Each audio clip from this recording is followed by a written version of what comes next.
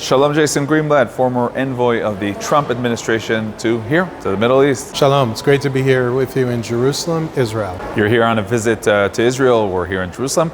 But let's first of all relate to what's going on in Ukraine, Russia. How do you see it from here? Well, first of all, it's a tragedy for Ukraine. I'm not surprised at the lack of action, right? The Europeans can't get their act together. Yes, there are a lot of condemnations, but condemnations mean nothing. And I want to bring it over to Israel because I think this is important, and it reminds me why we did what we did when we wrote the peace plan that President Trump released. We heard over and over again from Prime Minister Netanyahu, Ambassador Ron Dermer, about how Israel defends itself by itself. Because at the end of the day, you need to be able to protect your citizens. So you see what's happening in Ukraine, and we can't predict who's going to step up to the plate to help Ukraine. But at the end of the day, it is the Prime Minister's job, whether it was Bibi Netanyahu then, now Prime Minister Bennett, to protect Israel. And nobody can try to talk Israel into doing a deal that makes no sense. The so-called two-state solution, as opposed to what we had created, I know some people think we created a Palestinian state, but we created a realistic Palestinian state. One where if the Palestinians do a great job and keep security, both within their, Benny Gantz called it an entity, we call it a realistic state, and for Israel, then they should have as much as they can handle. But if they can't, then Israel needs the right to defend itself. Israel should never be put in a situation like Ukraine. And of course, Israel is an even worse, dangerous area than Ukraine. But even Israel is playing a game here, not condemning Russia, condemning the situation. Everyone has to play some sort of game. Look, it has to deal with it politically. They have a strong relationship with Ukraine. They rely on Russia for certain things, including Syria. So I think they're doing the diplomatic word dance as best as they possibly can. But that's different. I don't expect Israeli troops to go stand and fight for Ukraine. That would be very unusual in my mind. But where are the Europeans? Where are they? This is their backyard.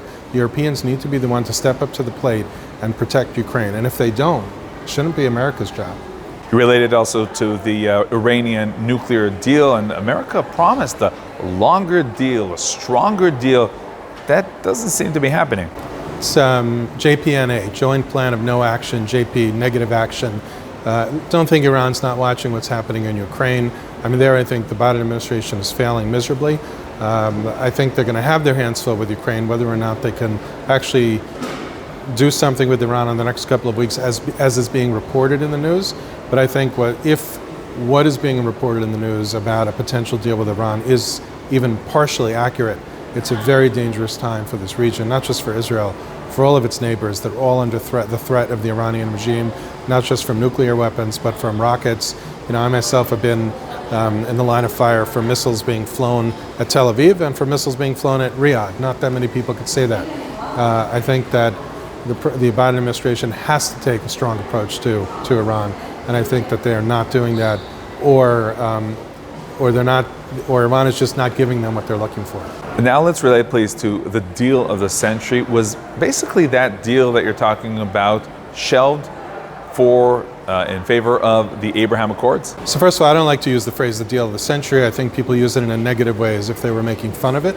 I wouldn't say it's shelved. I think all along we created something that had two parts to it. Either a full and comprehensive peace between Israel and the Palestinians, and Israel and many of its Arab neighbors. Obviously, some of them would never have happened, Syria, Lebanon, at least in this climate, or they could have been broken apart. Our goal was not to allow the Palestinians to have a veto card. If they were willing to come to the table and sign a peace agreement, that's fantastic. And if they weren't, we would still try to see, could there be normalization with the Arab countries? Of course, in the end, they did. 3 countries plus Sudan. So I wouldn't say that the Peace to Prosperity plan that President Trump released is shelved. I think it has an important historical purpose. I think it was more than just setting out the potential terms of the deal for the parties to talk about, but it also set forth the conflict in a historical perspective that people largely ignore, and I think that's a mistake when they ignore that. And how do you relate to the interview that President Donald Trump gave Barack Ravid for his book? He came out strongly, as we all know. We all saw the headlines against Netanyahu, and there was questions about what really happened there behind the scenes. So I didn't read the book. It's in Hebrew. I'll wait for the English. Otherwise, I'm going to spend much longer reading it than I probably have time to do. I think Barack Ravid is an excellent journalist. I don't agree with him politically, far from it. I But I will say this, I did a really, really good podcast with him. I have a podcast on Newsweek. And if people listen to it, they realize like he and I do agree on a lot. He gave President Trump tremendous credit for what he did. He gave Prime Minister Netanyahu credit for the Abraham Accords, as he should. So I'm not one to focus on the sort of sound bites, right? The F word or this or that. I think those are seconds in time. And in other words, 4 years of very complicated, conflict, a strong relationship between U.S. and Israel, a very strong relationship between President Trump and Prime Minister Netanyahu.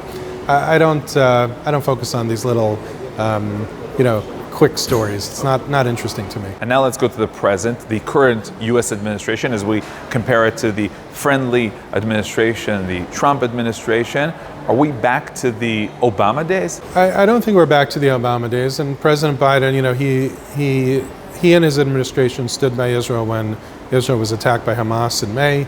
I think their messaging could have been stronger. I think they sort of had mixed messaging. I think they could have done a better job. I know they were talking about opening the consulate. That's wrong. They haven't done anything there.